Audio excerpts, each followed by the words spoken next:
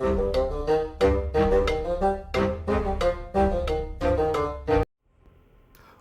Trader just released on a variety of different platforms, and I'm here to show you what the gameplay and my first impressions have to hold. Hello and welcome to the Critically Clueless. Today we are going to be playing Rogue Trader. This is a Warhammer 40,000 installment, and it is one I am very excited for. I've actually been an Owlcat for a while, and I've been behind the scenes on Rogue Trader for quite a while, so it's definitely a game that's been on my horizon, and I do know a little bit about it. But one thing I know for absolute certain, that a lot of us want to see real actual gameplay footage of this game, and so that's what I'm here to show you guys. And of course, at a later date, after I put a little bit more time into the game, I will be giving you a review, a actual, video slash boom review. There you go. As soon as I can. But before I do so, I will warn you, this is an absolutely gigantic, huge, in-depth game with a hell of a lot to go about it. So that review may be a little bit off. So I did think I would start us off at least with a first impressions. Now, what is Rogue Trader? Now, Rogue Trader is an isometric turn-based tactical RPG. It has been developed by Owlcat Games. They are the same people that brought us the Pathfinder games, Pathfinder Kingmaker, Pathfinder Right of the Righteous. So if you're familiar with those games, you should be familiar with what you could expect to see in Rogue Trader. It is their next biggest, installment to these developers. It has released on the PlayStation 5, the Xbox One, the Series, and of course the PlayStation 4 as well. It's been on Steam for a while. There has been a beta and an alpha going for a while as well. Now, one thing I know for a fact is the developers at Owlcat Games have tried to really home true to this Warhammer 40,000 lure. So there is an awful lot of information here. It's kind of why this game is so big, because there really is a lot to go over. There's a lot of quests, a lot of side quests, that kind of jazz, and you yourself have a lot of agency within the game as well. Now, I've literally just got done with actually creating my character, and there is a hell of a lot of options when it comes to character creation as well, which I quite like. I will be getting into some kind of build guides eventually for this game too, so stay tuned for that.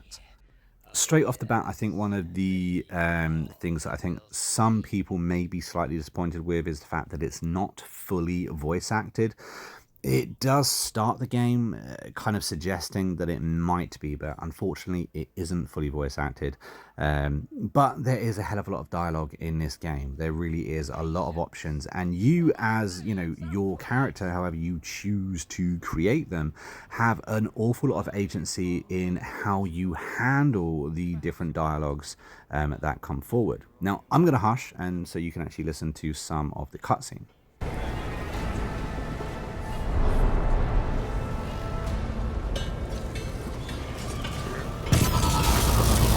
What's happening?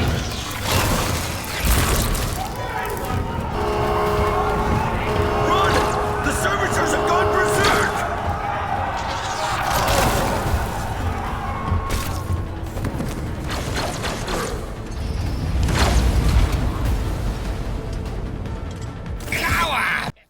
Okay, I was expecting a little bit more of a cutscene, but as you can see, this game gets straight into the action, allows you to kind of understand the combat style that you're going to be coming up against within this game. If you are familiar with the Critically Clueless, we're very, very fond of our turn-based grid form combat games, and this game will not disappoint. If you like those kind of games, that is what you're going to be getting here. And of course, how you want to play the game, how you choose to kit out your character with different perks and stuff like that, the path you choose is going to matter massively to you within this game. Now, one thing I forgot to mention is this game will set you back around £40 depending on which platform you're actually buying it on.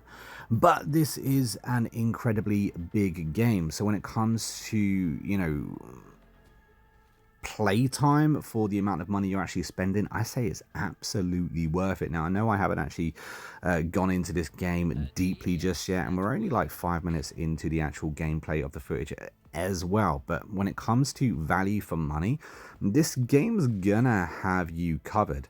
Not to mention the fact that there are about 5 different difficulties that you can actually play this game on as well. So if you complete it, say for instance on story mode, if you're just trying to step your foot into that game, if the whole idea of Warhammer 40,000 is a little bit daunting to you and you want to complete it on a story mode, for instance, later on you can come back, complete it on those harder difficulties, and it does get rapidly harder as you go on.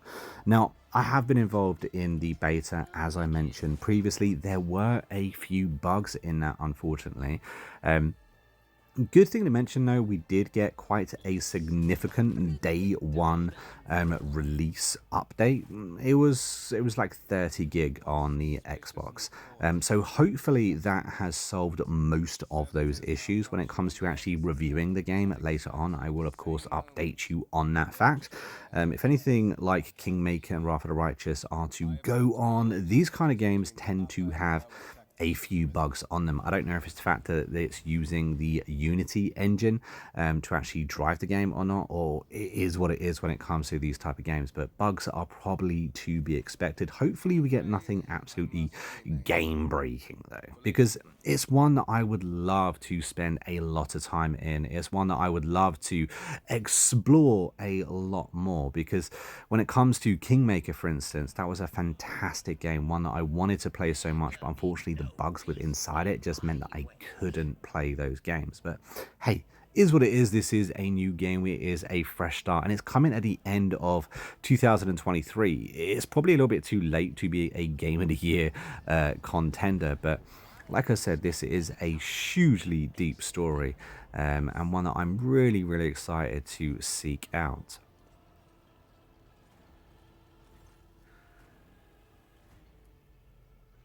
Now, I really wish these guys were fully voice acted. I believe this Theodore is one of the main characters within the game. She's the one I'm here to see anyway, and I'm actually very disappointed that her voice isn't actually voice acted at least. But I do love how I can choose different options based on what I would want to say, and of course based on my character build as well. Right at the beginning of the game, I'm able to get different options to appear, which I think is pretty cool. Also, just as a side note, when it came to actually creating my character, typically you don't get an awful lot of thumbnails, like accurate thumbnails that you can kind of pick from Decipher and make your character kind of unique. There's a lot of thumbnails actually within that character creation. I was pleasantly surprised. Of course, this is Owlcats, and they are coming from the old Pathfinder games, and they were lacking in places in those thumbnails.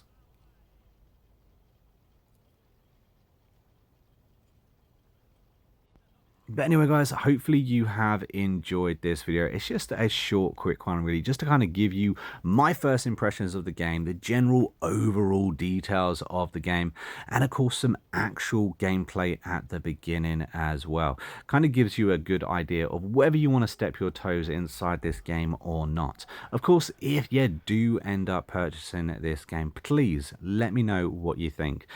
Drop a comment. Let me know your thoughts. It'd be really interested to know just how you found this world, how you're finding the game, that kind of thing. We do also have an active and growing Discord as well.